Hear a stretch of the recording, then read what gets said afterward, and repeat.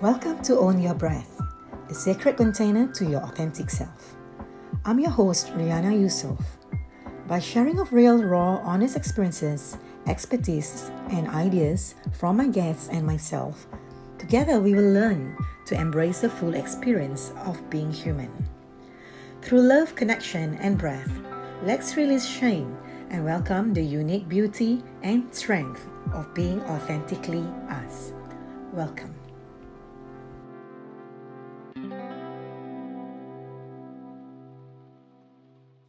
Hello, hello, hello.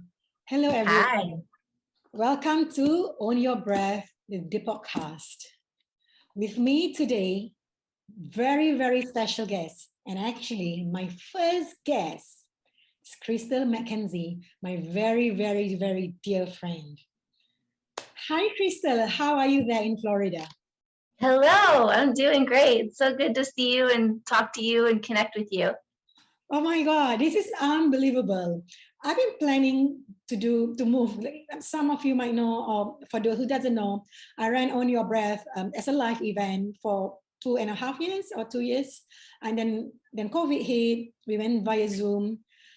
And then we stopped. I took a pause. I need to take care of myself. And then I've been wanting to launch a podcast for a while. And finally I get around to it. And I've always told Crystal of my plan, and just by chance, Crystal is my first guest. It's so special to me. So memorable. Exciting. Yeah. All right. So Crystal is a life coach. And the reason why I brought Crystal here is because when I first met Crystal, we bonded. I believe, correct me if I'm wrong, Crystal, we bonded first through obviously our amazing magical energy. But most importantly, I think you went to an event, somebody else's event in my space. I have a space. Yep. And then somehow everybody left and me and Crystal connected. And we Oh yeah. Remember? We sat there, we talked for hours. Yes, I opened a bottle of wine and off Yes. we I started talking about my life story and you did too, tell me life story, and it just so connected. We were connected through authenticity and vulnerability. My hair stood, and that's the truth, right? This is a commonality among us, and nothing in my I strongly believe, in my opinion, and I strongly believe that humans connect very deeply in a more meaningful way through vulnerability and authenticity. Don't you think, Crystal? Absolutely. That's really the only way to truly connect. Yes, and that's how then we can attract people who also can connect with us in a deeper level.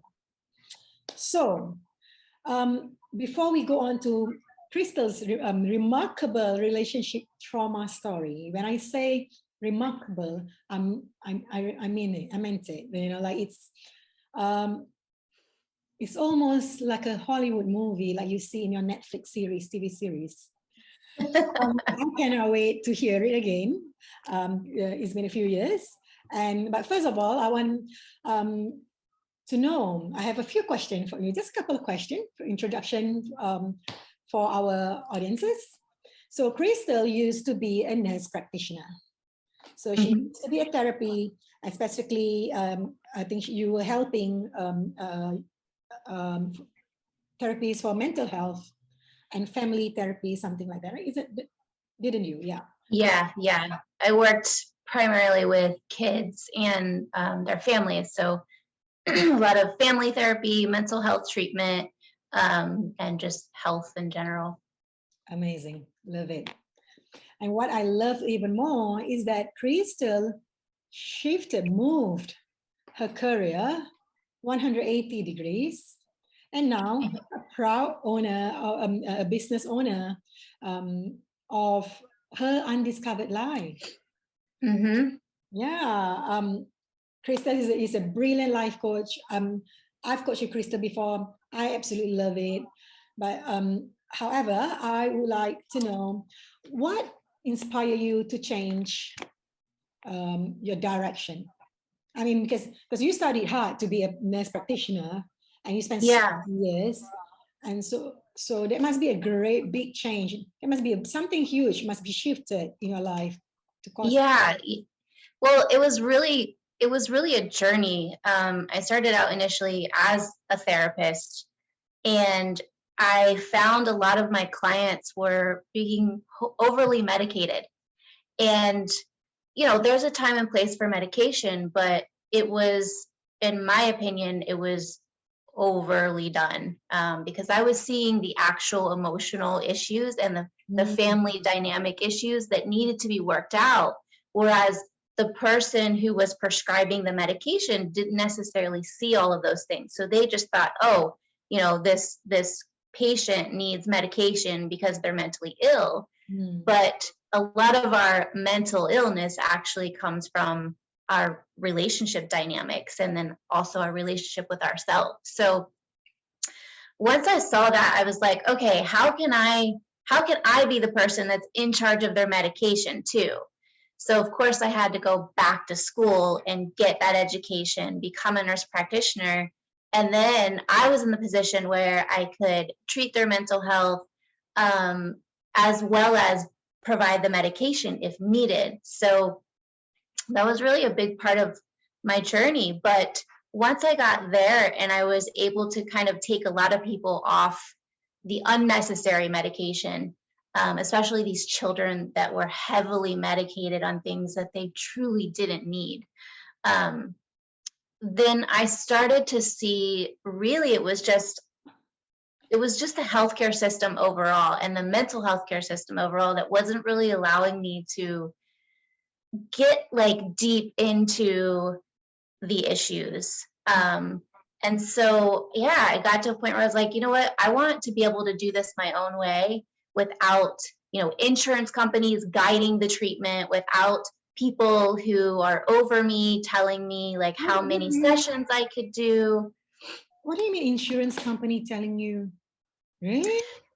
So insurance companies actually guide a lot of our healthcare system and the decisions that are made by hospitals and medical providers, and it's pretty insane. Yeah. It's insane. So it is. So I didn't want to have to deal with that. I wanted to truly help people heal, not just, throw temporary things at them like a Band-Aid approach. And so, yeah, I was like, you know what? I want to be able to do this on my own. I want to be able to truly help people heal, mentally, emotionally, spiritually. And also I wanted to have like my own freedom of creativity, of time.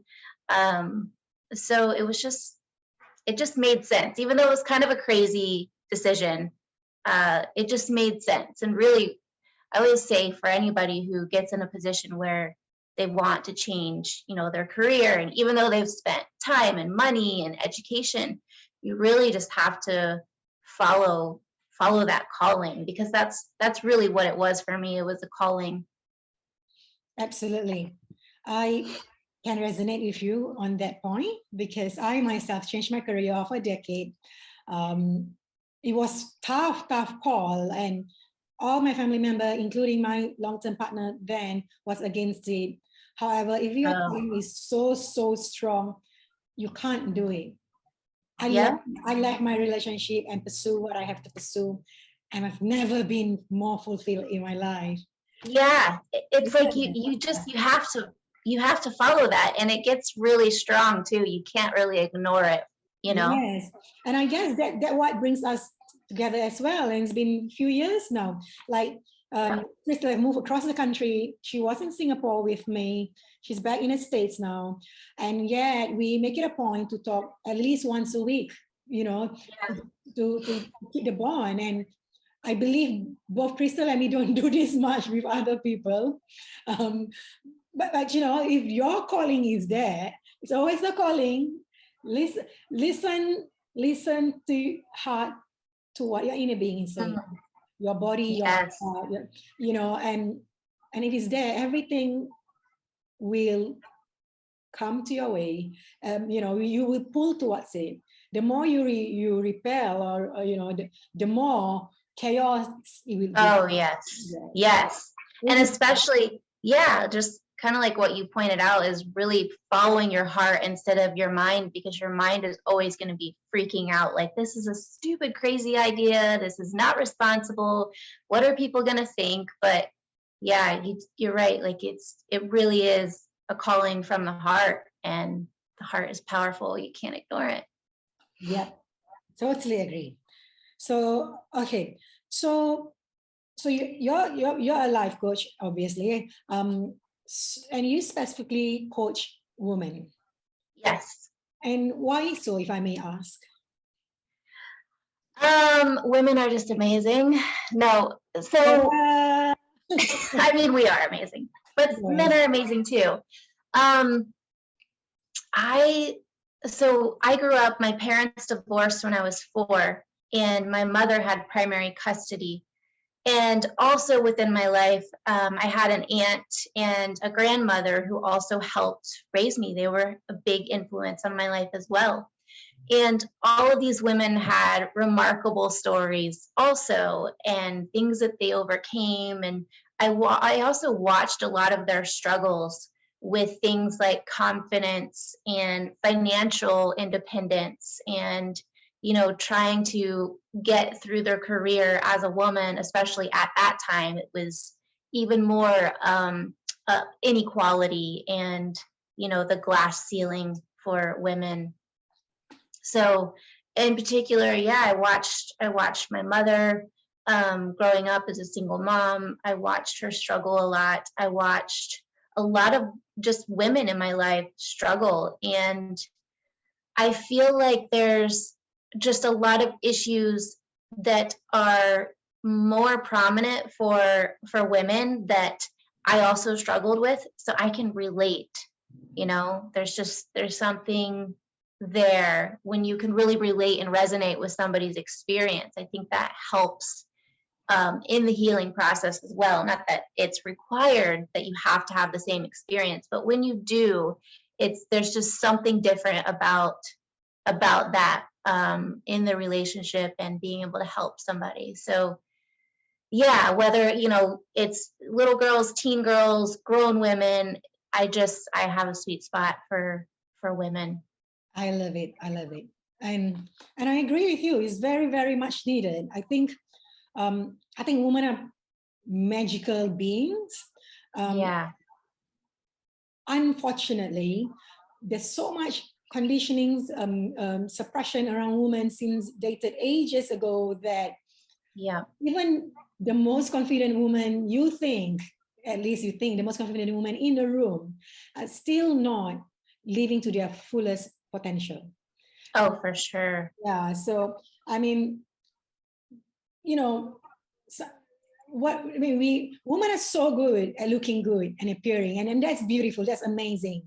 But I mean, I'm a woman, and I've been there for the longest time, and I'm sure you've been there as well, where everything looks great on the outside, and then on the inside, there's so much thing like, I wish this, I wish that. There's so much void. And oh yeah, I like to call it the inner war.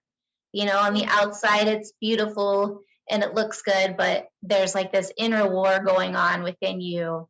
Fighting yourself. Yeah. So I always call a prison you create yourself unconsciously.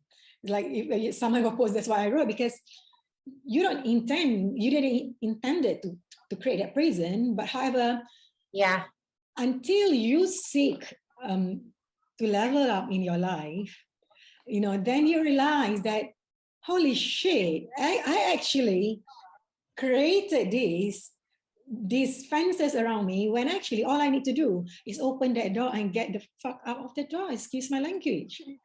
Yeah, I think that all humans are truly here to be free, to set themselves free. But yeah, to your point, we create our own prison, we create our own confinement, and meanwhile we're running around in this little prison like, I just want to be free, free to be myself, free to do what I want. But yeah, we don't we don't always realize that we created that confinement until we do, really. Yeah. But good news is that it's never too late, regardless of how old you are. Yeah. If you're listening to this podcast, there's a reason you are here. Mhm. This is the sign. Watch out for the signs around you and then follow that. And Yeah. like we did. Always signs Yeah. everywhere, all the time. Yeah. All right. Let's go to your remarkable relationship trauma story. Netflix directed by me. All right, let's do it. Let's do it. Well, where do I begin? Well, when do you get married, perhaps? When did you get married? Or how do you meet him? Yeah. This this could be a really long story, so I'm gonna try to really make it just kind of to the point. So we got married. I was 19. I was a freshman in college. So I had already left home, was away at college, and I actually knew him from when I was much younger. He was a couple years older than me, and we went to the same school. I grew up in Ohio primarily, so we went to the same school. He, was a couple years ahead of me, and then I actually moved away. I moved out of the state, but we kind of kept in touch, and then kind of reconnected while I was in college. I flew back to Ohio, where a lot of my family was and where he lived, and we reconnected at that time. And yeah, ever since that point, it was a very, very long, crazy, traumatic life until that ended. How do you describe? Yeah, gosh, there's. Yeah, how do you describe? So I suppose it's like a traumatic, toxic relationship, right? Oh yeah. So what happened? Give us a few, because I remember some of the things that you told me. Yeah. There's a lot, but I think the one thing I want to point out first is that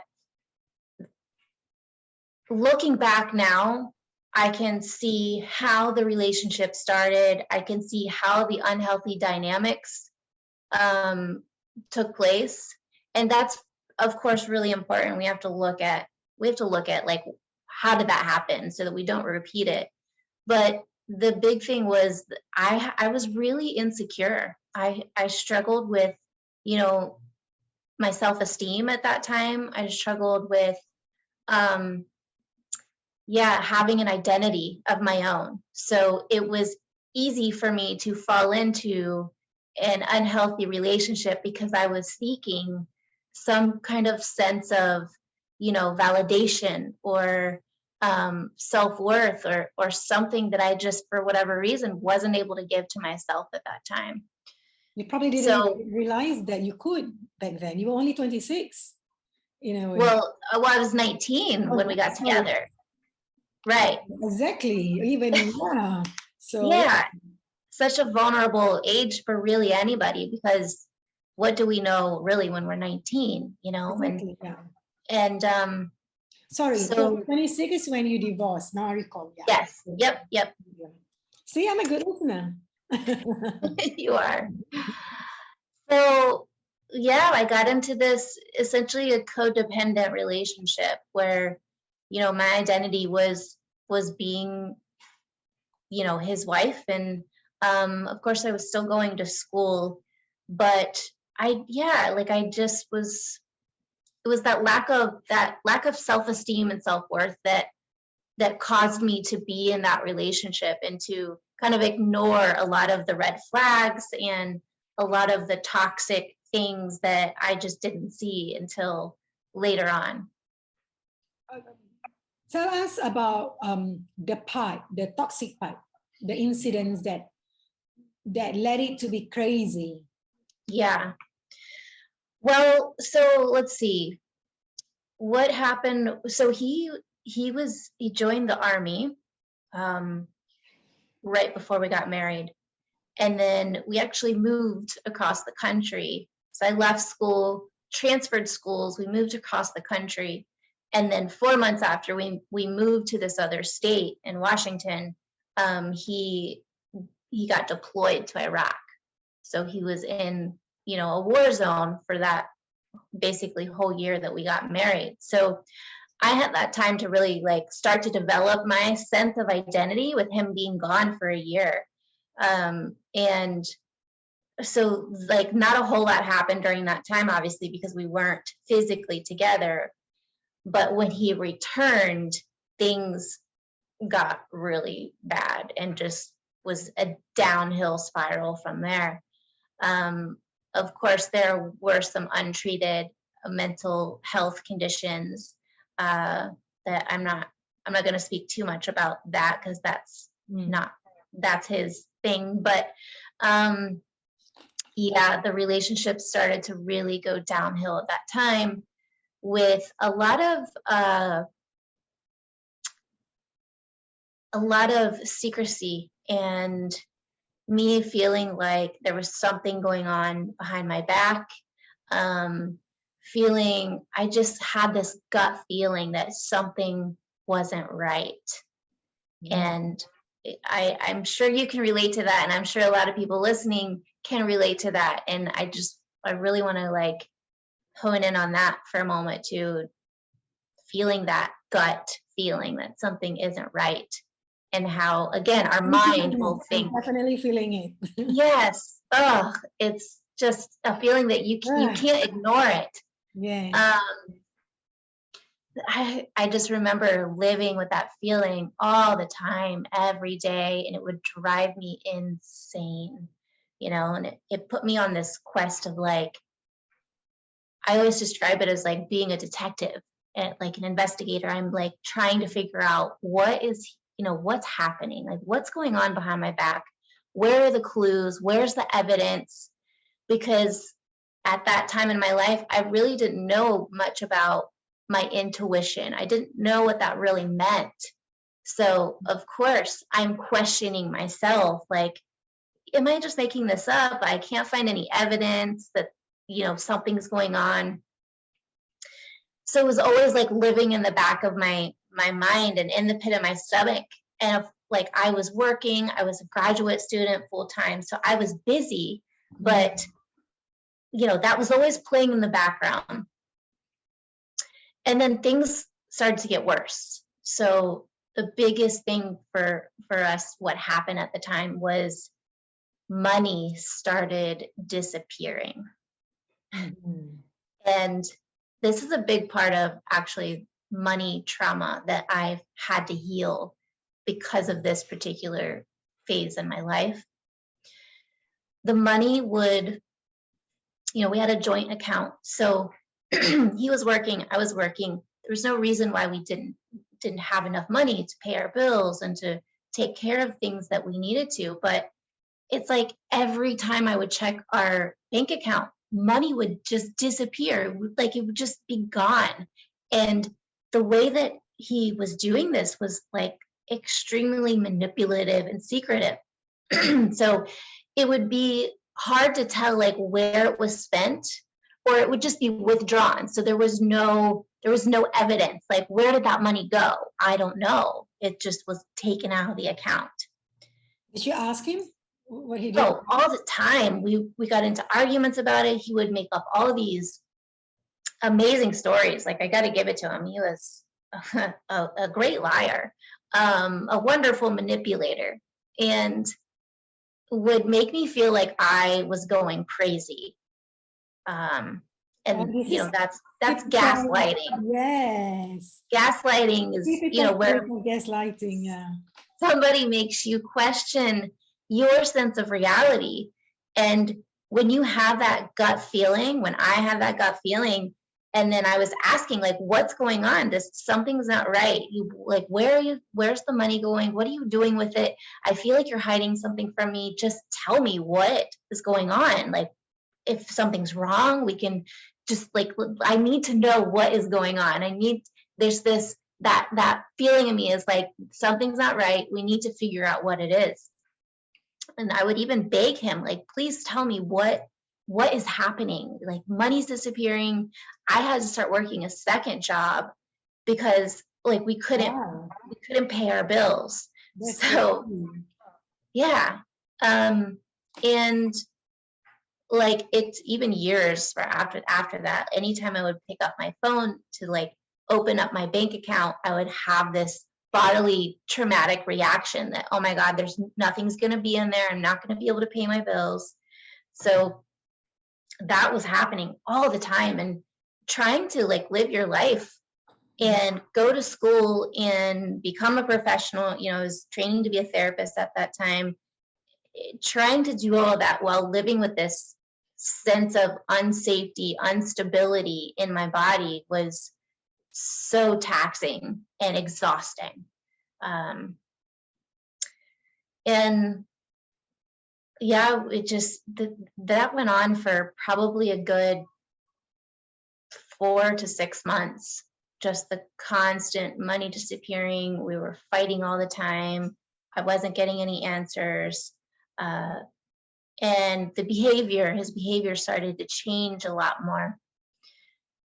He started to kind of disappear sometimes, where he'd just be like, oh, I gotta go run this errand real quick, or I gotta go do this. And it was really odd. So in my mind, I was like, okay, I had it narrowed down to a couple things. I thought, he's either having an affair, he's either using drugs, or he has some kind of like porn addiction, gambling. It's one of those things. And yet I still couldn't find any evidence. And that is really one of the hardest things,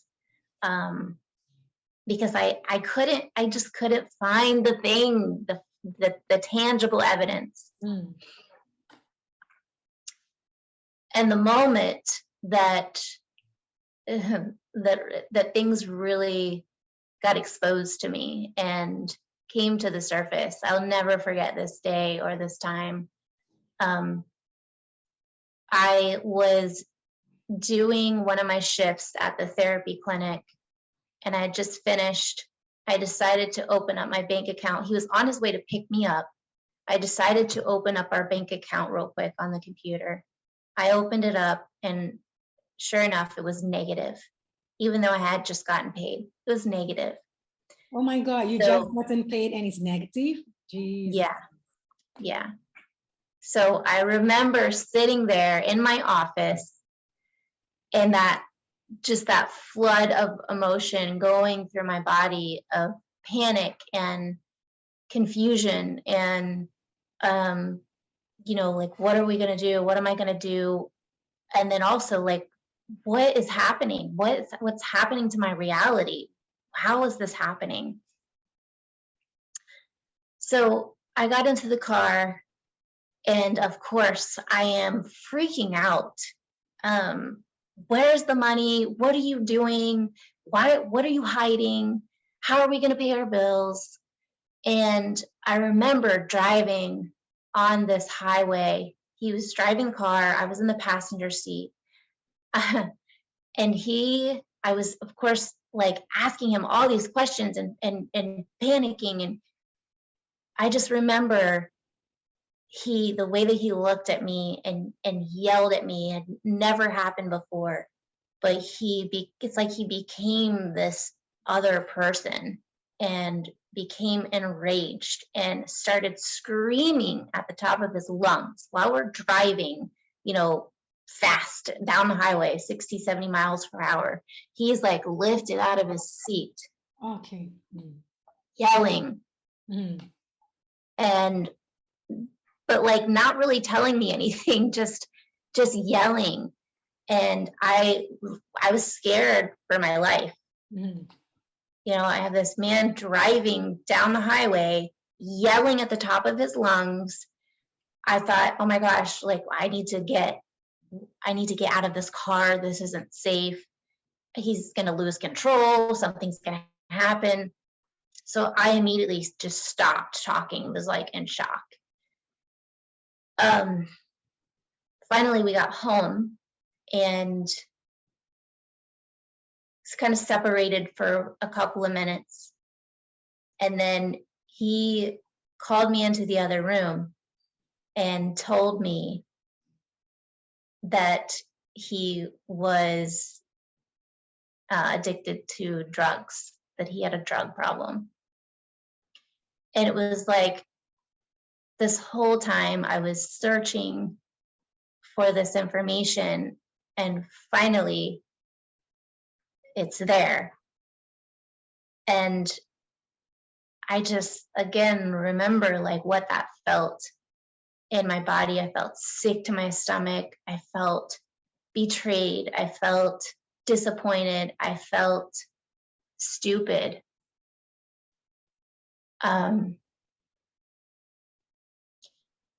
I felt ashamed of myself. Yeah. Would you say you kind of in some way you feel kind of like a failure? Although you are not, but Right. I wouldn't say I felt like a failure. I felt just really ashamed and disappointed. Like, how could I let this happen?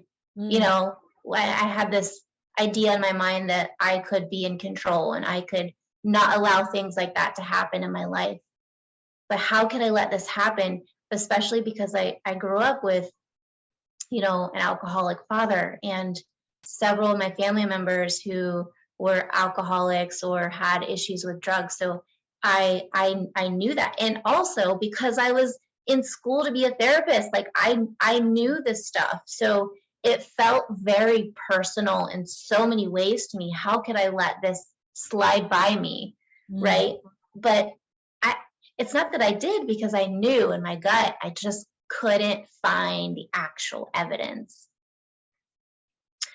So yeah, just a lot of feelings, anger towards him, and then also feeling like this empathy for this human who has expressed something to me that is horrible.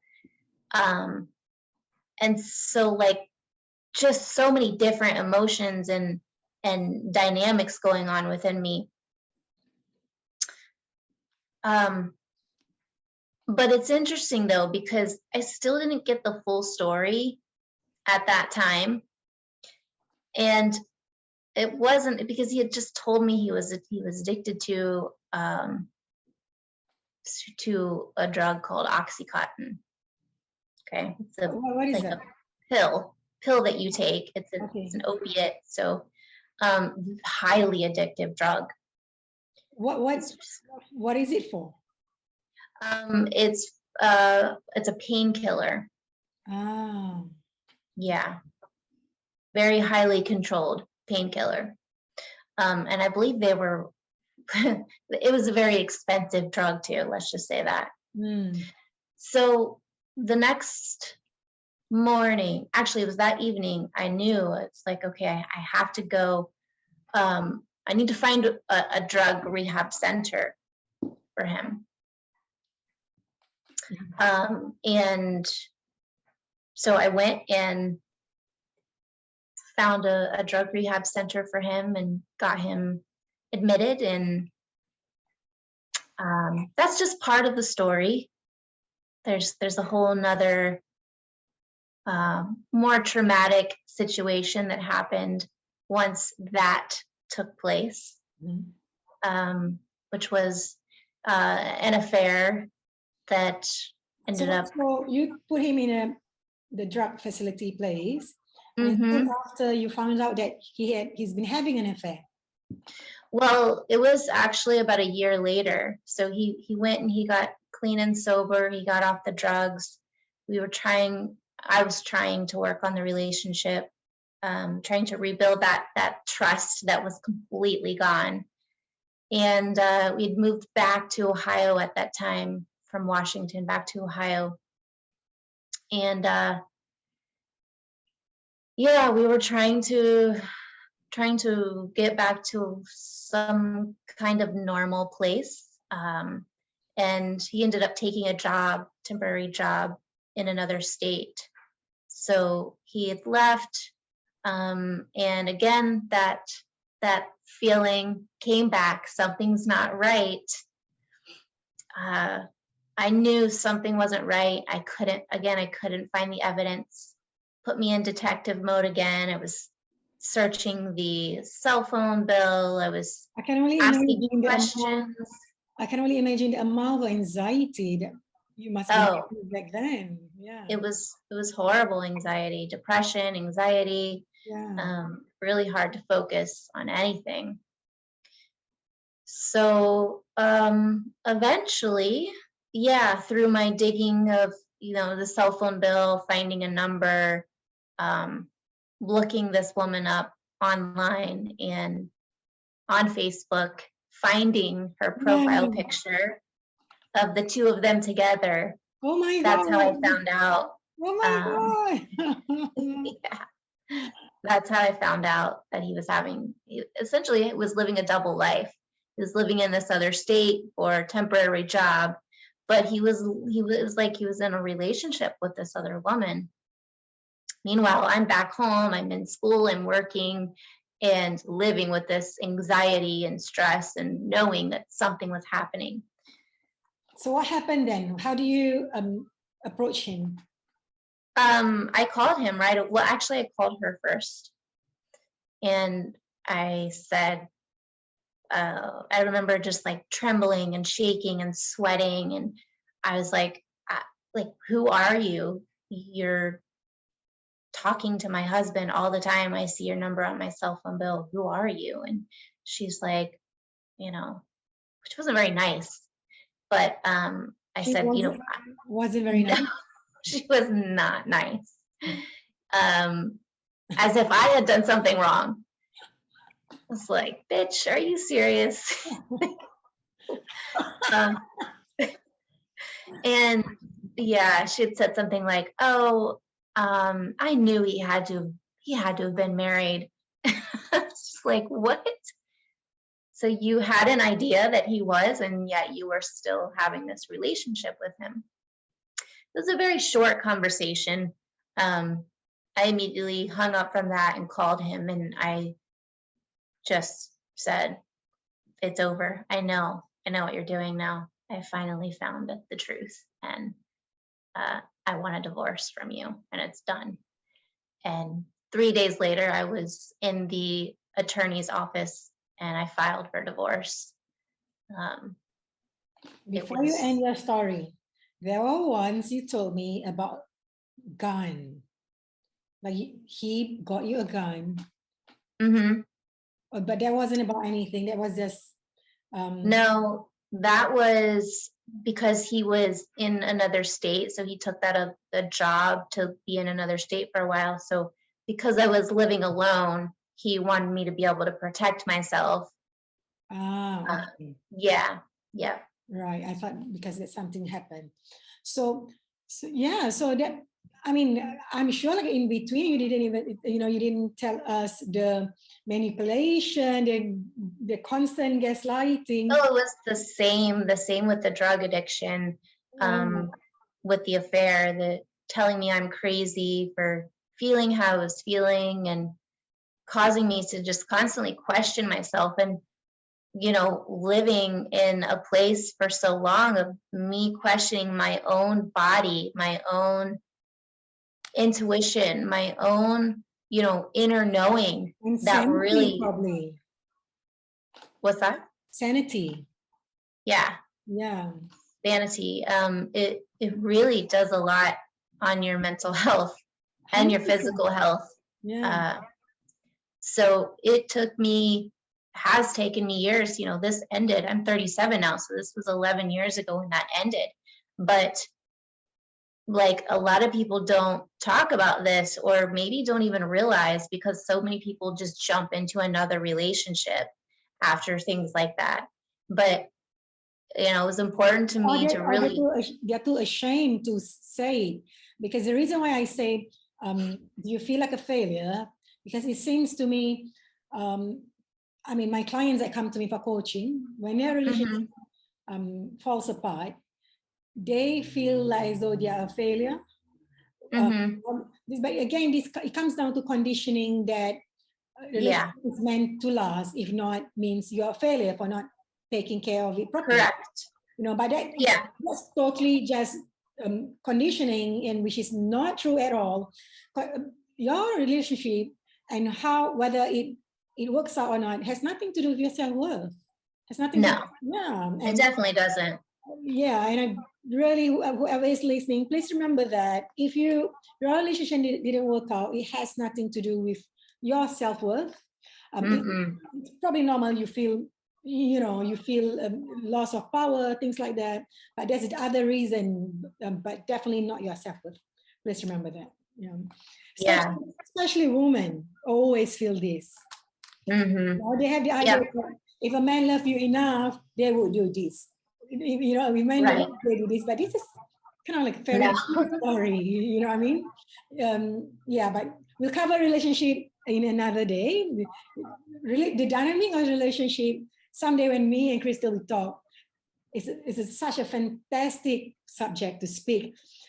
We'll speak in the light of that generally, people don't realize the dynamic, the intensity behind of our choices or behavior in a relationship. But we'll keep it for another day. So I really like talking about it. So how do you recover after that? It's very traumatic. Being to constantly, bear in mind, whatever Crystal telling us today is just like 10% of whatever had happened, And by constant, years of lying, being manipulated, gaslighted, and I know you're in a long-term relationship now. But from there to here, how do you, heal yourself, and when do you get sort of this awakening to be on this path that you are on now? Yeah, I think that it's really allowing yourself to have space to be alone. And I know that's so hard, especially when we are conditioned to get our sense of self-worth from our relationships as women. But really finding some kind of source of strength, whether it's a friend or a professional, that can allow you to take that space for yourself and to really heal. I am truly fortunate and thankful that I was able to take that space to be alone and to really sort through my own stuff, and to give my poor little broken heart and my exhausted mind, the healing and the space and the compassion to, get back to, or really just get to myself and discover my own identity. You have to really know who you are. Like outside of a relationship, you have to really figure out who you are, what makes you you, and finding your own sense of self-worth from within, and the things that make you happy. So of course I went through therapy. I've done a lot of coaching and spiritual healing, energy healing, emotional healing. And it's been a journey, and I'm still healing. I'm still on a healing journey, and I'm forever going to be on a healing journey, Same here, forever. Healing is never. And that's such a gift, it's such a gift. A lot of people think like, oh, I have to go to therapy, or I have to get a coach, or I have to get a healer. No, we get to heal. And that's one of the most amazing things. Can you imagine if we couldn't heal and we just had to stay? I was just writing today. I'm always writing, as you do.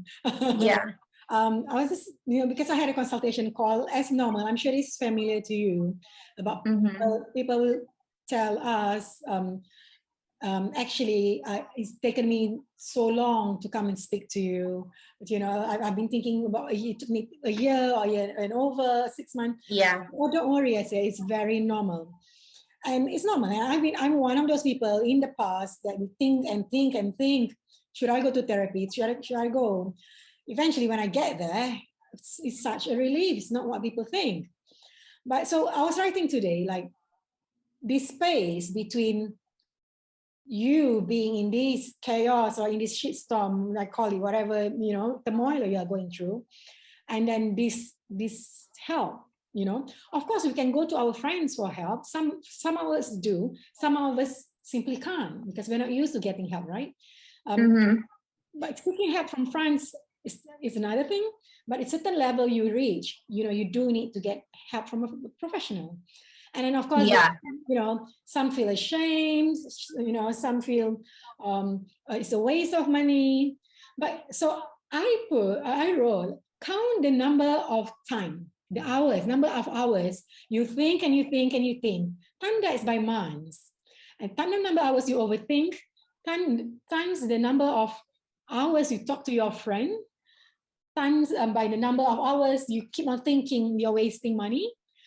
And then now all the money that you wasted as a coping mechanism, and the number of TV you watch and oversleeping, overeating, that money you pay to get help is nothing.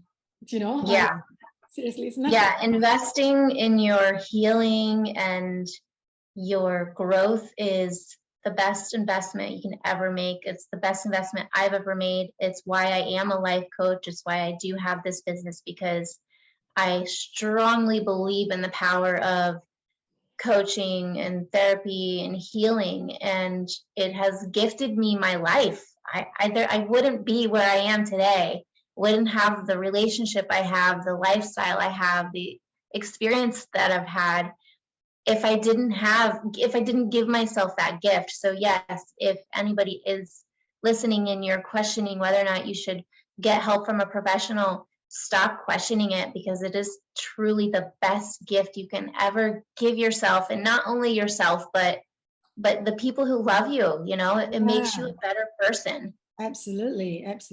Yeah. Like, I think we're so focused on ourselves, we don't realize that, people generally don't realize if you don't seek help, you're projecting it outside of you. You're hurting other people. Yes. I mean, this has nothing to do whether you're a bad person or not a kind person. Not at all. You can be a kind person, a good person. But when something is growing so long inside, the only way is out, So, and love yourself a lot and love the people around you. And seriously, the amount of peace, like we mentioned before, your life is not going to be perfect just because you seek help. However, the amount of peace, clarity, fulfillment, all these things that you get when you start getting help is just so worth it. I don't know what to say. Like I always ask myself, I wish I've done this in my 20s. Yeah. But I come from first a different country like yours, like therapy wasn't a big thing in Singapore. Still not so much, but it's becoming now. It's quite open. Still a lot of work. But back then it's simply considered as a weakness. In fact, now still vulnerability is still very much considered as a weakness here. You can't cry, or like you can cry with something funny or something huge, die or something. But if it's mental health, it's still something. There's a lot of awareness, being raised at the moment, and it's still good. We're going in a good direction. Yeah. Yep. I definitely noticed that while living there. The mental health, there's an even more of a stigma in Singapore, and I think Asia in general, around mental health. And there's still one here in the States. But yeah, to your point, I think it's improving, I think, everywhere. And I think the pandemic really allowed for some of that to happen. A lot of people think like, oh, all this mental health started happening because of the pandemic, but no, it was Yeah. actually already there. It got highlighted and exacerbated. So yeah, there's nothing to be ashamed of. It's just it's human to go through these things, but I like to say it's also superhuman to heal. So be a superhuman and heal and invest in your well-being. It's best investment ever. Absolutely. Totally agree. Okay. So Crystal, what are some of your self-care practices or routine that you can share with us? Perhaps we can implement in our life. Yeah. Self-care has been, I, I honestly owe a big part of who I am and my healing to self-care. While I was going through my divorce, I finally started to take care of myself. When you're living in chaos and trauma and gaslighting, you don't take care of yourself. You don't have time to do that. So yeah, while I was going through my divorce, I thought, you know what? I'm going to start taking care of myself now. And I didn't know what that looked like. So um, you just have to be okay with being a beginner. But that's when I really became really focused on exercise.